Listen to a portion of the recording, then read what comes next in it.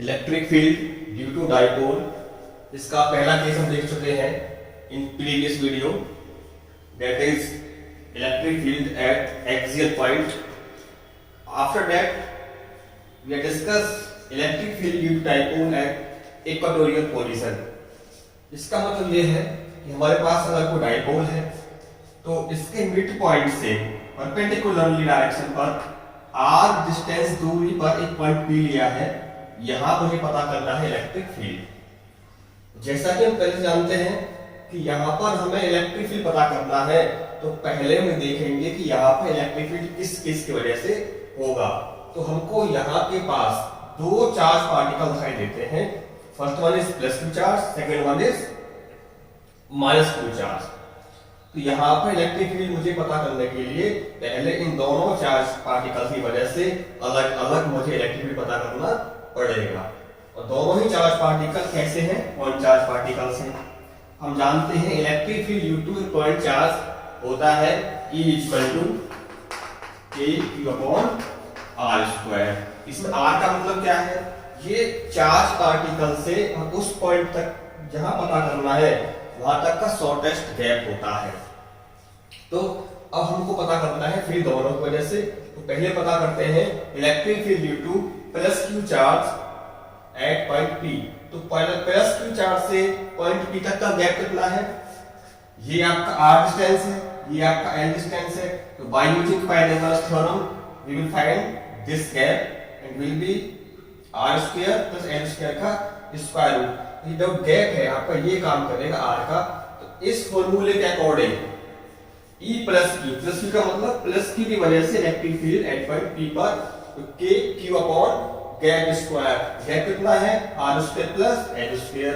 इसका करेंगे स्क्वायर, तो स्क्वायर से इसका रूट कट जाएगा. क्या बचेगा? ये. इसको मान लिया equation number 1. Now electric field due to minus q charge at point P, same gap तो वही रहेगा आपका, ये वाला है. और कितना होगा? r² + l². तो k/q गैप का स्क्वायर, गैप वही है, तो स्क्वायर से कट जाएगा स्क्वायर रूट, आपका ये आ जाएगा. नाउ हमने पढ़ा था properties of electric field lines में प्लस q चार्ज की वजह से इलेक्ट्रिक फील्ड हमेशा आउटवर्ड डायरेक्शन में होता है, और electric field due to negative charge उसके टूवर्ड डायरेक्शन में होता है. तो electric field due to plus q charge इसी लाइन में आगे की तरफ होगा. Electric field due to minus q charge इस चार्ज पार्ट की तरफ को होगा. ये लिखा मैंने E प्लस P, एक लिखा मैंने ये माइनस Q, और मैंने इस एंगल को थीटा मान लिया है.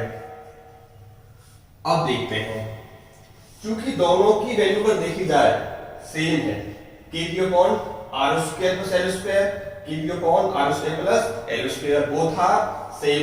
तो दोनों इक्वेशन से मैं देखा है कि E प्लस Q और E माइनस Q की वैल्यू कैसी है? सेम है. तो इसको मैंने E नाम दे दिया है. और अब क्योंकि दोनों की वैल्यू सेम है, ठीक है, तो मैंने इन दोनों के बीच में इसके परपेंडिकुलर पैरेलल एक लाइन ड्रॉ कर दी है. तो ये वाला एंगल आपका इसके इक्वल होगा, ये वाला एंगल आपका इसके इक्वल होगा. ये एंगल कैसा होगा? आपका थीटा की होगा, क्योंकि इस ट्रायंगल में ये वाली साइड और ये वाली साइड कैसी है? इक्वल है. तो इक्वल, इसमें दो साइड इक्वल है, दो एंगल भी आपके इसमें इक्वल होंगे. यहां पर हम वेक्टर सम करने के लिए कंपोनेंट वाला सिस्टम फॉलो कर लेते हैं, इजी पड़ेगा. क्योंकि ये भी आपका E है मान लिया था, ये भी आपका क्या मान लिया था? E. तो अब मैं इस P पॉइंट को अलग ड्रॉ करता हूं. इसका क्योंकि एंगल थीटा मान लिया गया है, इसका ये कंपोनेंट हो जाएगा E sin थीटा, और इसका ये वाला होगा E cos थीटा. अब इसका ये कंपोनेंट हो जाएगा E cos थीटा, अगेन लिखना पड़ेगा. ये हो जाएगा आपका E sin थीटा. कंपोनेंट कैसे करते हैं? हमने सीखा था क्लास 11 क्लास में, एंगल की side cos, other side sin. क्योंकि ये दोनों कैसे हैं? इक्वल एंड अपोजिट, तो कट जाएंगे.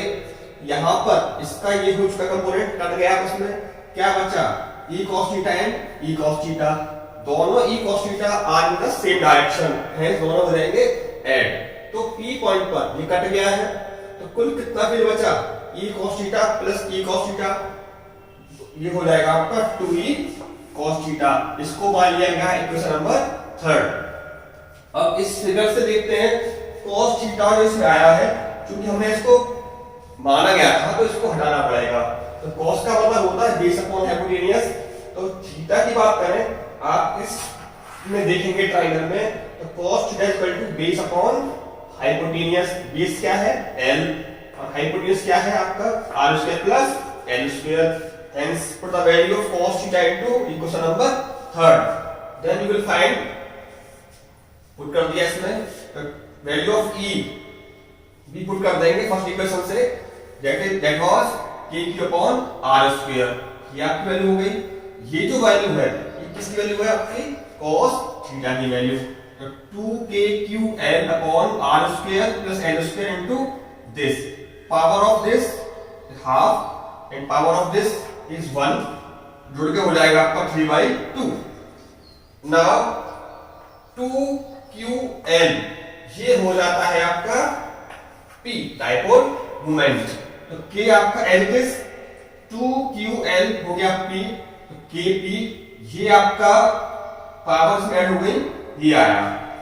हम जानते हैं gap between the charge particles in dipole is very very less as compare to this gap r। तो आपका r बहुत बड़ा है, l बहुत छोटा है। हेंस हम यहां से इसको क्या कर सकते हैं, नेगलेक्ट कर सकते हैं। अब क्या बचेगा देखो, r स्क्वायर की पावर 3/2 इसे कट जाएगा, ये r क्यूब बचेगा आपका। Electric field at point p due to dipole at equatorial position will be k upon r cube. k तो वही है 1/4 पाई एप्सिलॉन चलता आ रहा वजन से, वही है। तो एक्सियल में आपका आया था ये 2kp upon r cube. In this case आपका निकल के आया है ये kp upon r क्यूब। तो हम दोनों भी अगर कंपैरेटिव स्टडी करें तो क्या कह सकते हैं कि एक्सियल में इलेक्ट्रिक फील्ड डाइपोल की वजह से डबल होता है as compare to equatorial position. तो लिख सकते हैं electric field in axial position will be double of electric field at equatorial position। तो ध्यान रहे आपको, इसमें k की वैल्यू है 1/4 पाई एप्सिलॉन नॉट, ये आपको याद रखनी है, चलती आ रही है बहुत टाइम से। और अब खास बात है, क्योंकि इलेक्ट्रिक फील्ड पढ़ा है हमने डाइपोल की वजह से दोनों केसेस में। पहला केस था आपका एक्सियल वाला -q प्लस q, इसका फील्ड पता किया था हमने यहाँ पर, वो आपका ऐसे ही निकल के आया था, यानी अभी डायरेक्शन में। अब हमने निकाला है एट इक्वेटोरियल पोजीशन, ये आपका आया है इधर डायरेक्शन में,